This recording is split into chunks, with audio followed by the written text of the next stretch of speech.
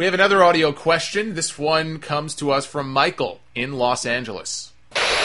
Hey, Solomonster, it's Michael out in Los Angeles, California. And I was wondering if you knew of any of the rumors regarding Ring of Honor talents no longer being able to wrestle for Pro Wrestling Guerrilla out in California, and if you know if those rumors are in fact true. Second question was if you knew why Colt Cabana no longer wrestles for Ring of Honor. I've heard a couple things and read some different things online that Jim Cornette may have had something to do with Colt's relationship with Ring of Honor. Thanks. I've heard those same rumors about ROH and PWG. I don't know if they're true or not. I think Kyle O'Reilly is the PWG champion right now, so my guess would be no, because he's in Ring of Honor, so how do you reconcile that?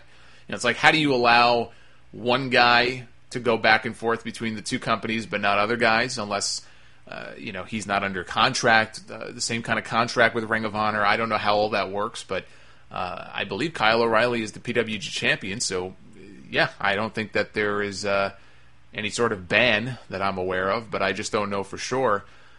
Cabana has said that when Jim Cornette was working for ROH, he never liked Colt.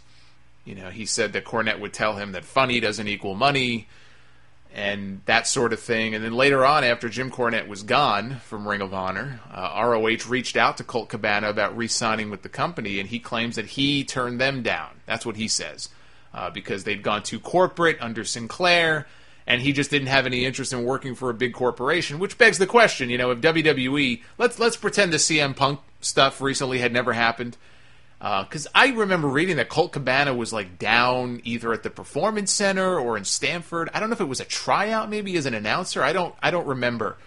But you mean to tell me that if WWE came calling and said, hey, listen, we want to sign you to a deal, whether it's as a wrestler or an announcer or something, that he would have turned them down? I find that hard to believe. And there is no bigger corporation in wrestling to work for than WWE these days. So I don't know about that, but that's what he's claimed in interviews before. They're too big of a corporation. He doesn't want to deal with that. He wants to do his own thing. And from the looks of it, he's doing quite well on his own. His podcast is doing well. He does a lot of indie dates and sells his own merchandise. And, he's kind of created his own little empire for himself. If I'm him at this stage of the game, I'm not sure why I would want to give all that up. If he's doing as well as he seems to be, why would you? So I think that's the whole deal with Colt and Ring of Honor. It did stem from the Jim Cornette era, and supposedly they went back to him to sign him to a deal, and he just wasn't interested, and that's kind of where they left things.